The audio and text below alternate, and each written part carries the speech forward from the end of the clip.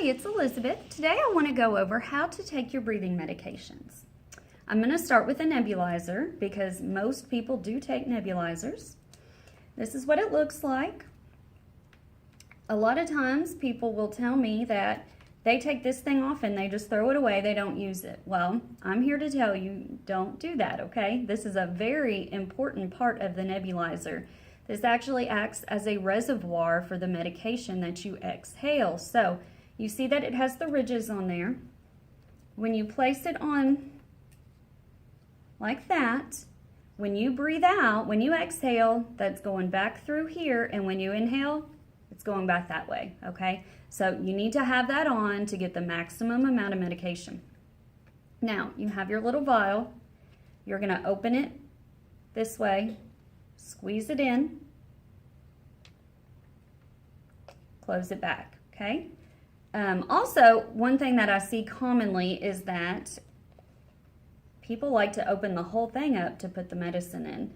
I don't like to do that because you're just exposing it to other things that are in the air, and it's just not necessary to do. This way you have a closed system, it remains closed. You just pop it in there, okay? Now that we have it put together, I'm going to turn it on. This is going to mist probably a little bit more than yours does at home because I'm running it off of an actual oxygen tank. So when the nebulizer is going, you should see it misting just like this. I don't know if you can see that. Maybe next, there you go. You're going to want to breathe on it normally, in and out through your mouth. The only thing you want to do different is about every third breath, you're going to take a big inhale, as much as you can get in your lungs. You're going to count to 10, and then you're going to exhale. So I'll demonstrate that, okay?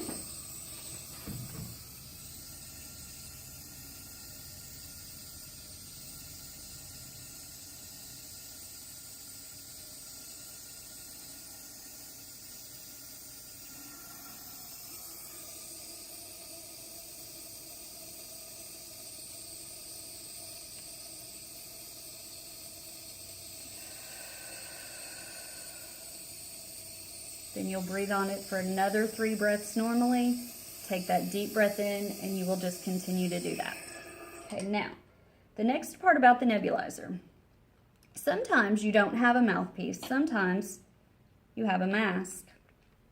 Now, I will tell you that scientifically, this works better than this, okay? And that's because when this is going, it goes out everywhere. Here, I'll show you. It goes out of these holes here. So you actually will get more medicine with the mouthpiece. Although I have people tell me all the time they get more with this. So if you do happen to use the mask, it does go over your full face, but you still need to breathe in through your mouth and out through your mouth, okay? This is so important because the way this medication works is that the actual nebulizer in here, it makes the mist different particle sizes. So that particle size is not made to go through your nasal passages. So if you're breathing this in through your nose, it's getting stuck in your nose. You're not getting hardly any of the medication. So you need to make sure you're breathing through your mouth and out through your mouth, okay? So that's a nebulizer in a nutshell. Remember, you can always send me a private message if you have any questions, okay? Next, we have the MDI. This also is very, very common, otherwise known as an inhaler. This is typically a rescue medication, but there are inhalers that you use like on a maintenance daily basis. The first thing that you want to make sure that you do is you want to shake it really, really well every time before you use it, okay? The next thing that you want to do is press this button and make the mist come out once before you use it every single time, okay? Now, if you have an inhaler, you really need to use this. This is a spacer or an aero chamber. What this does is it kind of takes away the part of the MDI that is hard, okay? And that is getting all of the medication into where it needs to go. A lot of times with MDIs or inhalers, the common problem is that you stick it in your mouth like that. And then when you inhale, you're getting, or when you press the button and you inhale, you're going to get a lot of the medication on the back of your tongue and the back of your throat. The purpose is to get it in your lungs. So what this does is it takes away that factor completely, okay? You just stick it in the back and get it in there. You can press it. The medicine holds, it stays in here, okay? Then you can breathe it in. Okay, now, so for the proper technique of an MDI, you need to make sure that you blow all of your air out before you take it. Then, after you push it, you're going to inhale as deeply as you can, and you are going to hold your breath for 10 seconds. Then you're going to let the air out, and then you're going to wait a couple minutes before you do your second puff, okay? This is going to give you the most out of your medication. And on that note, people do say that the MDI gives you just as much medication as a nebulizer, and that's true if it's taken correctly. If it's not taken correctly, you're not going to get as much out of this, okay? Also, if you are just really having a hard time breathing, where you're having to use all of your accessory muscles, just having a really hard time, if you have the choice between an inhaler and a nebulizer, use the nebulizer, okay? Because when you're breathing like that, it's really, really hard to have proper technique with this, okay? Now, so I'll demonstrate this exactly how I showed you. So I'm going to blow it all out first.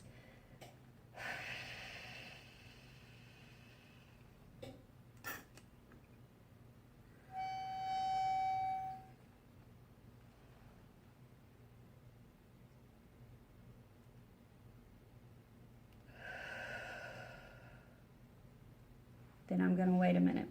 Now, I'm sure you heard that little whistle when I sucked it in. That actually is telling me that I am breathing in too hard or too fast, okay? And that is another thing that I love about these. So it's basically telling you, slow down. Now, also another benefit of the aero chamber is that once you take that breath in, you can take another breath in without hitting that, just to make sure you get all of the medicine.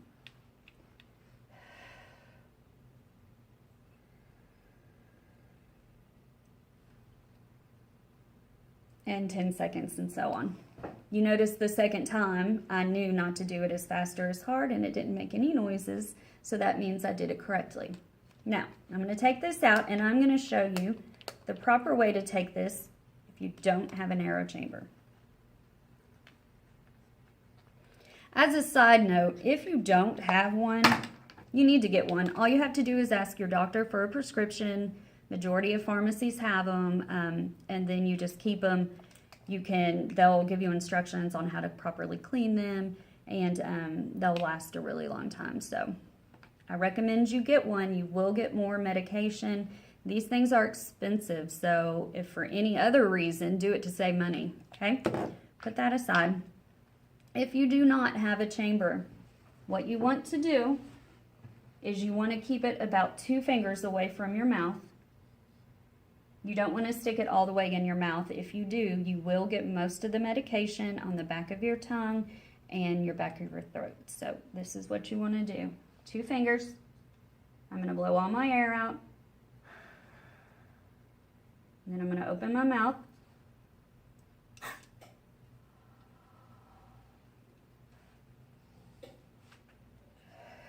You get it. I'm going to hold my breath for 10 seconds. Then I'm going to blow it out. I'm going to wait for 2 minutes and repeat. MDI is done. Like I said, if you have any questions, send me a private message. I'll be happy to answer. Okay, the next common one I want to go over is called a DPI, or a dry powder inhaler. This specific one is Spiriva. Very, very, very common. So what you'll do is you'll open it with clean hands.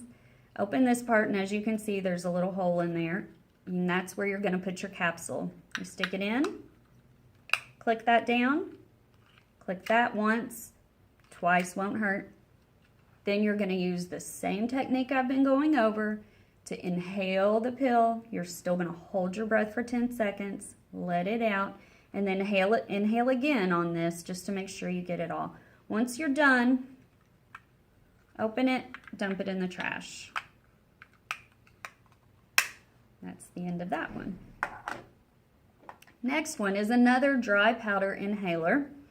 This one's called Cruz, and a lot of medications have the little dose counter on there, and I love that because then you know how many you have left. When you open this, it actually is going to change the dose because it knows you're going to take the medication. Then with this, you use the exact same technique that I've been saying. You're going to blow all of your air out, inhale it in, hold your breath for 10 seconds, let it out, repeat, okay? The next one is a little bit trickier, so I wanted to make sure I did show this one. Now, this is called a Aristamat. So it comes with a little vial when you get it, and this is the inhaler. The first thing you need to do is separate the two, like this. Then the liquid is going to go in the inhaler, so you're going to push it in until you hear a click. Okay, it's in there. It'll be out just a little bit, and that's normal. Put this on. Now, what you want to remember with this is the word top, and that is for turn, open, and press. When you start using this one for the first time, every time you get a new vial of liquid that you put in here, you're going to prime it. So you're going to, before you use it, you want to point it downward and press. Turn. Now you want to press. Oh, turn till you hear a click. There we go. Press. See the mist coming out? So once you see the mist, you want to do this 3 more times